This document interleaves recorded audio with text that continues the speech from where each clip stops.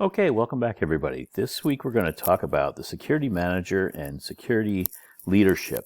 And we're going to define the difference between management and leadership, at least from a context that relates to our roles. And a couple things before we get started. The first one is that the reading that you've done, and if you haven't done the reading, please stop now and go back and do it, because none of this will make sense, and you certainly are not going to be able to do the discussion this week unless you finish the reading. It just isn't possible. So if you haven't done the reading, please go do that. But the reading this week really casts security guards, security officers, the frontline security force in a negative way. And that's not really fair. There are well over 1 million people in the United States who are employed as security officers, more than twice as many as police officers. And just as we see, with police, everyone knows that not all police are good and not all police are bad. I mean, we all know that. That is a fact, and anybody that wants to argue that can certainly give me a call. But the same is true with security officers. Many are very hardworking, good people who just want to make a living, do their job, do it well, and go home, just like the vast majority of people in the world. But there are some bad actors, and the articles we're going to read definitely emphasize those bad actors. So I want you to make sure that when you're thinking about the reading, don't think of it as, oh my gosh, such disarray that it's totally broken, we have to throw it away. They are emphasizing the bad cases. And that's important that we understand that those are real cases, and these things may or may not have really happened. In most cases, they've been investigated and have. But also do some very critical reading. When they say so-and-so was accused of something, that does not necessarily mean the person did that. We know accusations are made all the time. We also know that if something was investigated and it was found to be true, that we should accept it as true, unless we find fault in the investigation, which is pretty hard to do in most of these cases. So again, take the reading for what it's worth. Make sure you're keeping an open mind to the fact that they are giving you the worst case scenario and the worst cases to consider, but don't let that cast a pall on the entire industry. Second thing about the reading, which I just kind of found interesting, was I picked these readings out in 2019 because I've used them in previous classes. And they are still valid today and still good, I think, for our purpose, because I go through the readings every course to see what's changed. What I did find, though, that I thought was kind of interesting is there are two people that are quoted, one in the USA Today article and one in the Pew Trust article, and that is our own Dr. Hodge and Dr. Nemeth. Did not know Dr. Hodge before when I picked out that article. Knew Dr. Nemeth, but failed to pick up on the quotation from him. I didn't know him well. Had read some of his books. So interestingly enough, two of our Slippery Rock faculty members in this program are quoted in the articles you're going to read, which should give you some good feeling about the program that you chose. That our faculty are sought out for expert opinions by some pretty good news outlets. So with that, let's get started. Let's talk about leadership versus management. One thing I didn't mention, though, was that I'm going to try to make this lecture a little bit less than the 45 minutes because you do have a lot of reading, and I want that balance that I promised you. So I'll go as quickly as I can and still be effective. So for our definitions, management is the lawful and proper application of resources to produce a profit or other goal. Management concerns processes. Leadership is the act of motivating and guiding people to accomplish established goals in an ethical and concerted way. Leadership concerns people and compliance with processes. So, what we're talking about here is that management is the rules, the written rules that we go by. The self-imposed rules in many cases about how we're going to operate our business. We're going to open at 9 a.m. and we're going to close at 5 p.m. That is a management decision. Leadership ensures that somebody is there to open the doors at 9 and somebody stays till 5 to stay open to enforce that. So let's look at it in just another couple of examples. So we make sure we get the delineation between management and leadership from our definitions here to make sure we're talking about the two distinct things, because when you start to do your analysis, you're going to need to know the difference. So many of you know in most states, probably back when you were in elementary school, we had a 55-mile-an-hour speed limit. And actually, both the 55-mile-an-hour speed limit and the drinking age of 21 years are both tied to federal funding, which most people don't know. The federal government said, we will give you highway funds at 100% of your allocated amount if you have a 55-mile-an-hour speed limit and you have a law that says people under the age of 21 cannot drink legally. And some states said, well, we make more money by having a 70-mile-an-hour speed limit, especially some of the large western states. You think Montana, Wyoming, the Dakotas, kept their, and Colorado as well, kept their speed limits at 70 because they made a lot of money from taxes on trucks driving through, going from coast to coast. They would route their truck routes through these states so that they could take advantage of a higher speed limit, in some cases 75 miles an hour. And if they went 55, they would avoid those states. They would go through another state that had a higher speed limit so they could get their load quicker, because truck drivers are paid by the mile. They want to get point A to point B quickly. So the 55-mile-an-hour speed limit, though, was tied to the whole idea of safety, right? So we have this 55-mile-an-hour speed limit in some states, and that is the rule, and that is tied to reducing traffic deaths. If you go slower, you have less deaths. That's, it's you can still have a death at 10 miles an hour, and you can live through a 100-mile-an-hour crash. We've all heard the outliers, but generally speaking, the slower you go, the more chance you have to live in an accident. 55-mile-an-hour speed limit there was put in to limit traffic fatalities. That's the management side. We put up the signs, we made the law. The leadership side then took over to provide traffic patrols, to educate drivers. The old saying was 55 saves lives, and to set up the courts to handle the influx of speeders, especially in the first years of this when you had people having to go slower than they were normally going. But the leadership side was the enforcement side, making sure people actually obeyed those management rules we put in place. Management being the actual rules themselves, leadership being the function that makes sure the rules get obeyed. Neither one can operate effectively without the other. Think about if we decided that we were going to put up 55-mile-an-hour speed limit signs but didn't have any police patrols to enforce it and no courts that would give you a fine. How many people would go 55? No one would really change their habits and drive slower. They would drive what they reasonably believe to be a good speed, which for some people, as we all know, is 45, and others is 95. So without the management in place, we would have no ability to function. Then again, with the leadership, with the management, if we didn't have the signs, but we just pulled over people indiscriminately to say you're going too fast, how could that be fair? And how could a person know when they're going too fast according to someone else? So again, you need the management rules and the leadership enforcement functions to operate effectively. And that goes for any business too. You have rules that you set for yourself in many cases. And then you have leadership that enforces those rules to make sure that you're doing what you say you're going to do. So what we're looking at this week is actually a case study. And many of you have probably done case studies in other courses. And the case is the G4S case from the USA Today article. Really, that's the basis for our case, and the others offer an awful lot of supporting arguments for different sides of that case.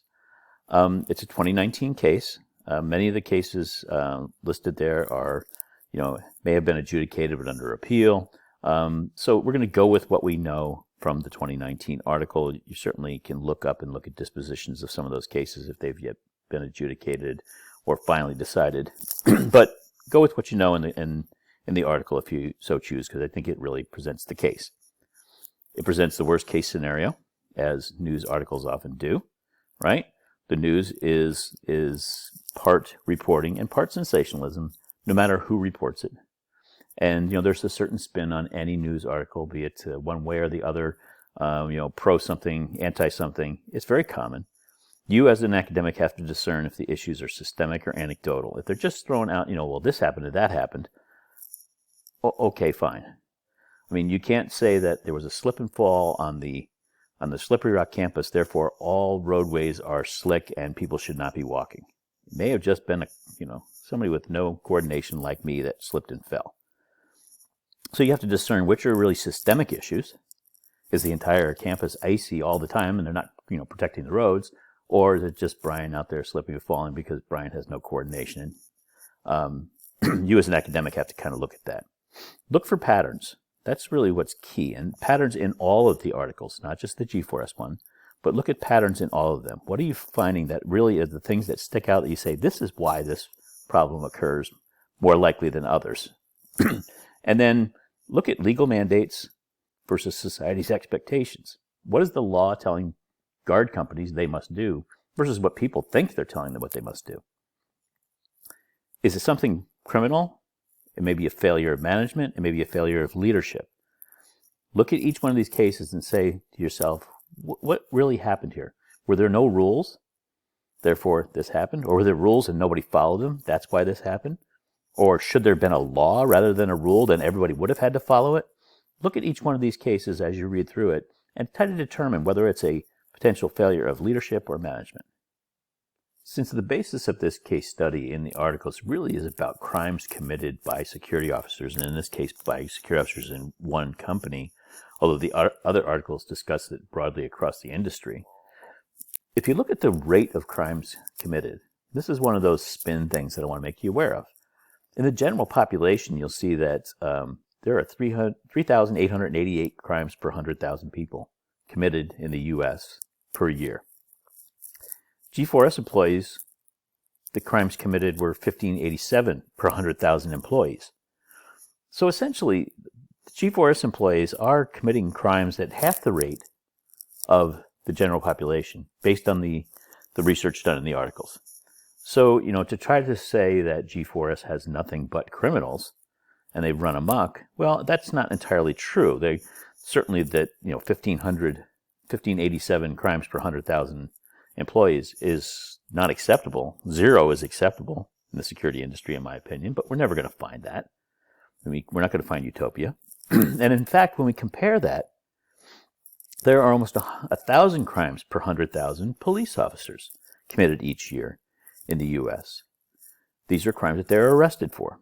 So, our police officers are committing crimes at only 25% of that of the general population, but that's still pretty darn. So if we're looking for, if we're reading those articles and really discerning what's, sensationalism versus what's truth, keep in mind that although the security officers that they mention, and they mention a lot of individual cases, this person did this person did that, the crime rate among employees with G4S, and I suggest other security companies are about equal, is about half or less than half that of the general population, and only slightly higher, well, a little bit more than slightly, but not much higher than that for police officers. So when you read the article in this case study, I want you to think about potential arguments you could make.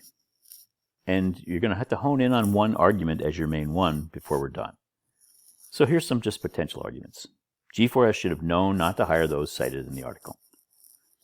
They should have had processes in place, and those processes should have been followed. They should have known these people were dangerous. They shouldn't have hired them.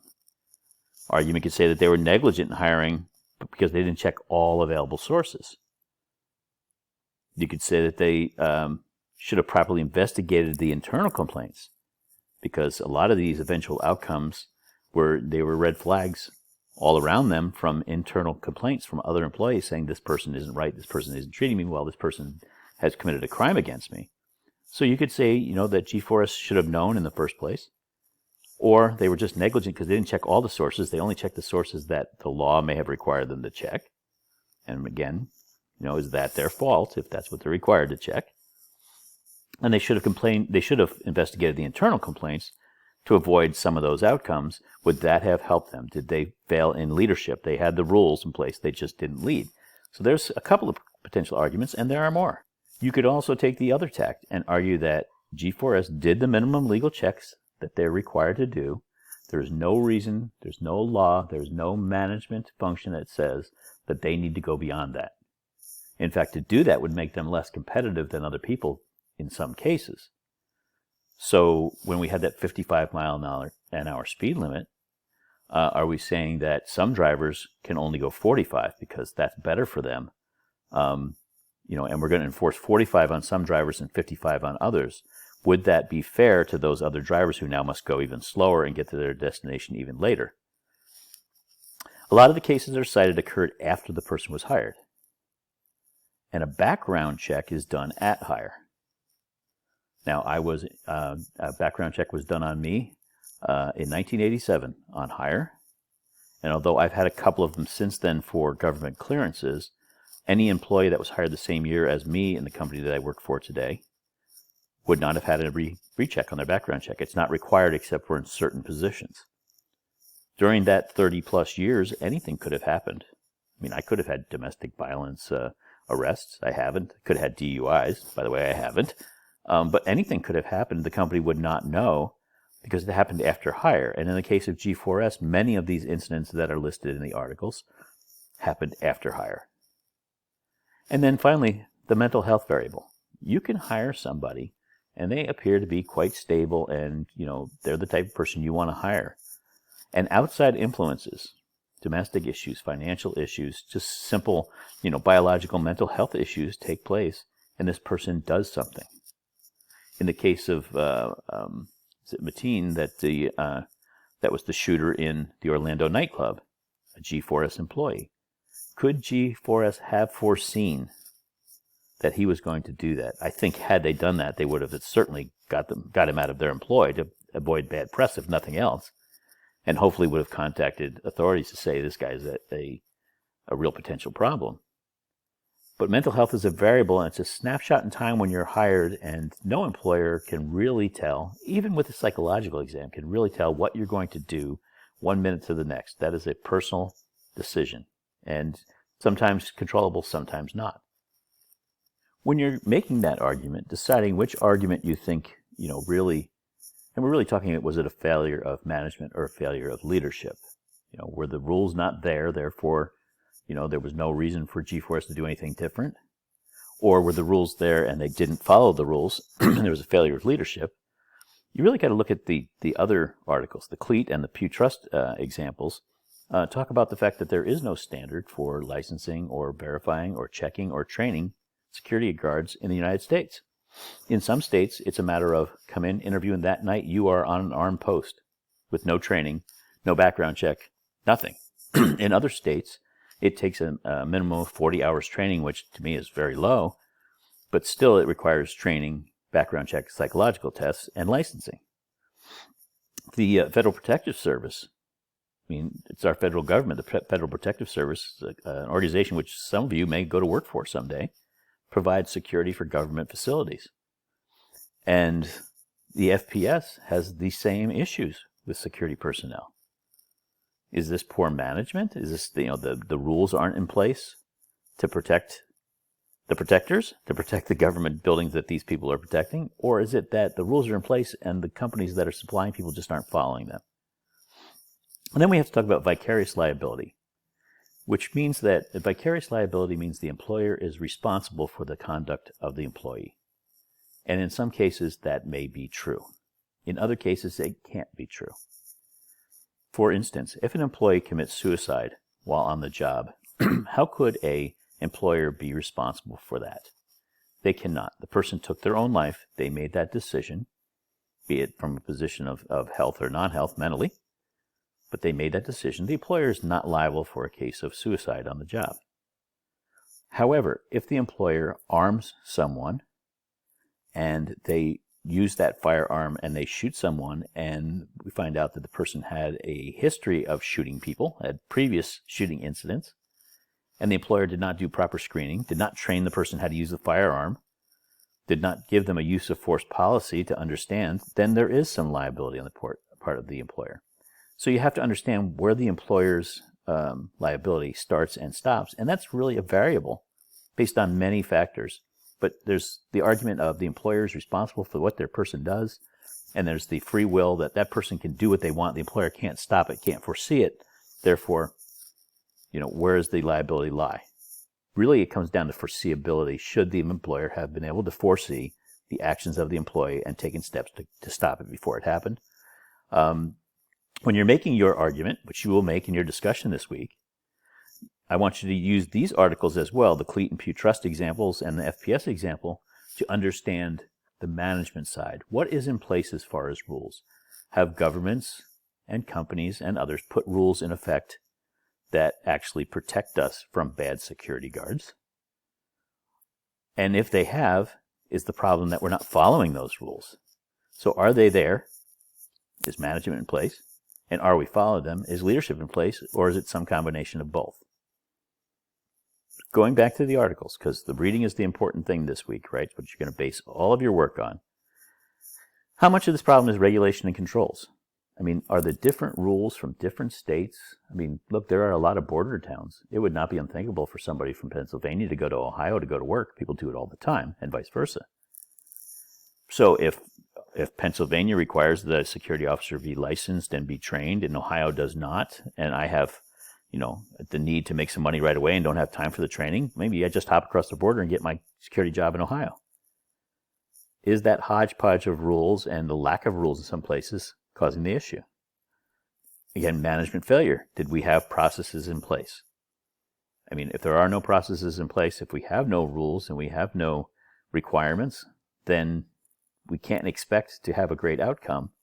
In this case, there's no leadership to fail. But if indeed we had those rules in place and those regulations were in place, did we just not follow them? Did leadership fail? Do we have a culture of compliance? Are we obeying the rules that we set for ourselves? And then there's another argument. Is some of this competition driven?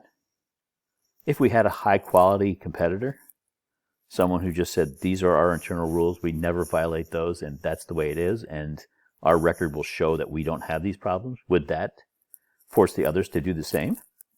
Now, at the same time, that competitor would be more expensive. We're seeing that some of these issues that happened in this article were to cut costs and to fill posts, right? Which if you don't fill the post, you don't get paid for it. So would a high-quality competitor make a difference? Potentially could. They could also go out of business very quickly if it came down to, as you saw in the one case, the chief of police from a city that was using private security to man their jail saying, we'll take the price drop, thank you, as opposed to taking the warning that quality would suffer.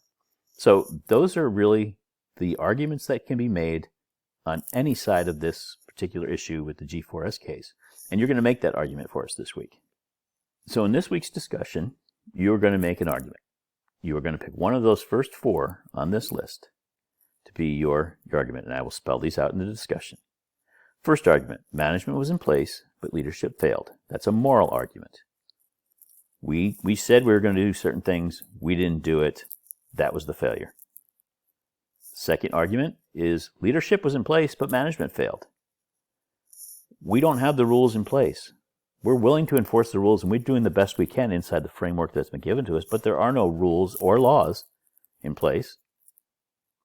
So, we did what we could do, but the rules just weren't there. That's the legal argument.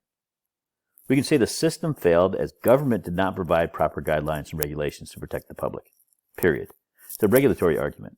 The reason that all of these things happen is there is no standard security guard law across the United States or state to state even that has enough teeth in it to provide for the protection of the public. That's a regulatory argument. And finally, we have the individual responsibility argument. Individuals commit crimes. Companies are responsible if they entice those people, encourage them, or participate in the criminal act by direct actions. In the case where the security guard raped the housekeeping employee, the company did not authorize that. They didn't participate in it. They didn't encourage it. There was no direct action by the company. The individual made the decision to commit that crime, and therefore he is responsible for that crime. That is that argument. So again, was management in place? We had the rules, but we didn't follow them. Was leadership in place, but we didn't have the rules? We were more than willing to enforce them, but we just didn't have the rules, the right rules written. Even if we had rules, we didn't have the right ones. And so that's where we failed. Was it the government's fault because they don't provide us with an oversight like they do for every other industry to say this is what you have to have in order to be a security guard in this state or in this country or even in this county, as we do with police officers? Or are we just going to say that, look, people commit crimes, and that is what people do, and we can go through and do all the background checks we want, all the training we want, but you have to understand that people are responsible for their own conduct. They have free will, and therefore there's an individual responsibility argument to be made here. Now, there could be other potential positions. I'd be happy to hear them, I guess, but I'd like you to pick one of these because I think really they are the four major arguments that you can make as to what went wrong in the G4S case study. So in your discussion this week, you're going to pick one of those positions, one of those four, and you're going to defend it with evidence and references. Now, whichever one you pick, it's your opinion. Pick the one that most resembles what you think after you read them. I mean, it's your opinion. It's not right or wrong. It just is. Okay? But you have to support it. You can't just say, well, I think this and I think that and I think that. You have to say, I think this because of, and you have to use references that are supportable. Okay? There's a lot of reading and a lot of references you can use. You know, because Cleat said that they just have a backlog and they can't get their work done, I believe that the government argument is there, and it is a failure of government leadership. They have the rules, but they don't have the means to enforce them. Therefore, it's a government leadership failure. You could make that argument. I'm not saying that's the right one or the wrong one. I'm just saying that's one you could make. But you support it with the Cleat article and the Pew Trust article in that case. If you say that G4S just had the management rules in place and didn't follow them because they're more concerned about profits, then you say because they did this, this, this, and this, here the rule was in place. We can show this, that there was a rule in place in this, and they didn't do it. They didn't go back and do a background check. They didn't background check this person properly, even though they should have, and their own rules said they would. You can make that argument, but support it with things from the articles or other articles. You don't need to tell me why the other ones are wrong, because they're not wrong. None of them are wrong. They are all different opinions on what went wrong. We all agree something went horribly wrong here when that many people get arrested in a field for things that should have been caught somehow. But you don't need to tell me why the other ones are wrong. And in your discussion, you're going to apply a path forward, okay? That's going to tell us, okay, now you tell us what went wrong and why it went wrong, what failure was there of the one of the four. Now you have to devise a bit of a plan forward to help correct that. So by path forward, you're going to actually do it for 3 different entities.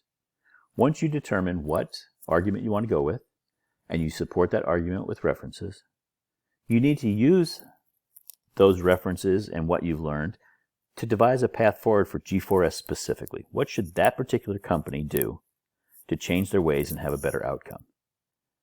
Then, in a separate paragraph, a path for the industry, for the security guard industry as a whole, not just G4S, but what should everybody else do? Are there other things that the industry itself should be done? And then a path forward for regulation. Okay?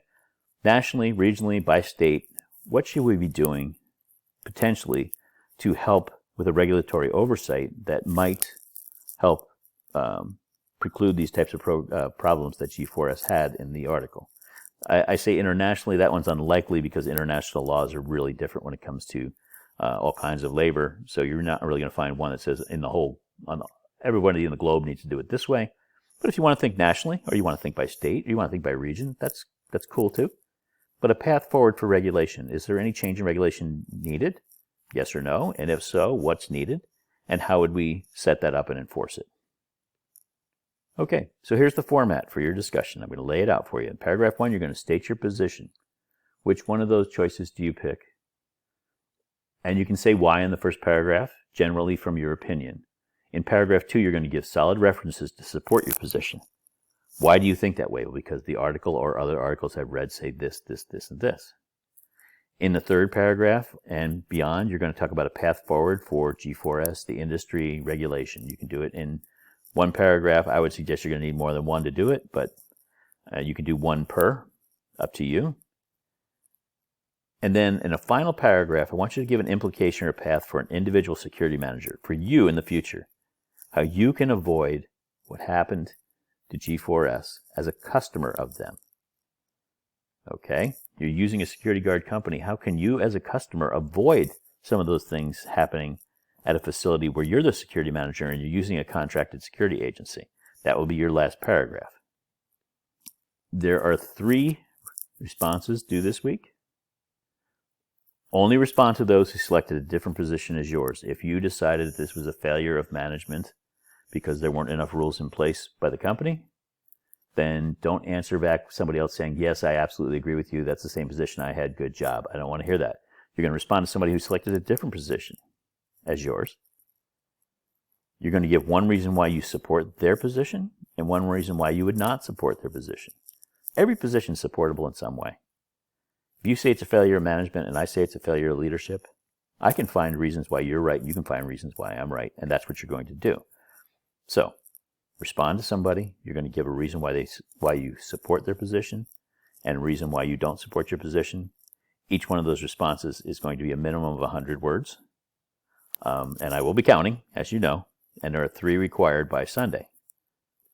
Now, I want to make sure that everybody understands what a disclosure is. A disclosure is that when you do any academic work, if you have any ties at all to anything in that academic work, it is fair for you to your readers and or your students to disclose that. So, which is what I'm doing here. And so generally, let's just say you have a child that's employed by a supplier. You're going to tell your employer that that's the case. You don't want them setting up a contract with somebody where you have a kid working for them. The conflict of interest is what we're talking about. So here's my disclosure. My company is a G4S customer in some areas, not in areas that I have direct work with. However, I do know people in the company. I know some of the people that were mentioned in that article, quite frankly. Doesn't sway me. Don't be afraid to hurt my feelings. I'm the one who brought this up and bringing it forward as a great case study of things that can go wrong in our industry and something that future security managers should be well aware of. So, but I want to make sure that everybody understands that I do have friends, I will call them friends, at this company. It's a big company and it's a small industry in the long run. So, I have friends at that company and others mentioned in the articles. So there's my disclosure, just so you know. But again, don't let that sway one way or the other because, frankly, I can make arguments. I can make all 4 of those arguments and make them stick. So you go ahead and have your way with it. So this week was all about the reading, and there's a fair amount of it. But I find it fairly interesting, and especially news articles, they tend to read a little better, quite frankly. The lecture was mostly about the reading and the discussion. It really is a bridge this week. So I want you to learn from the reading and apply the reading in your discussion. Discussion is the heartbeat of this week, for sure. Your initial post of 250 words or more is due Thursday at midnight, 11:59. And your responses are due Sunday at 11:59, essentially midnight. I use 11:59 because it makes us understand that it's not midnight the next day. Midnight always gets confused. Which day are you talking about? Thursday, 11:59, initial post, 250 words or more. Lay it out as formatted. If you have anything less than 4 paragraphs in there, you didn't get it right. And those who have been submitting 1 paragraph, expect to have your work kicked back because we're beyond that now. And then your responses, 100 words apiece minimum. 3 of them due by Sunday at midnight. With that, have a great week. If you have questions or concerns, please get a hold of me. I'm always available to you, and my contact information is in the syllabus. Have a great week.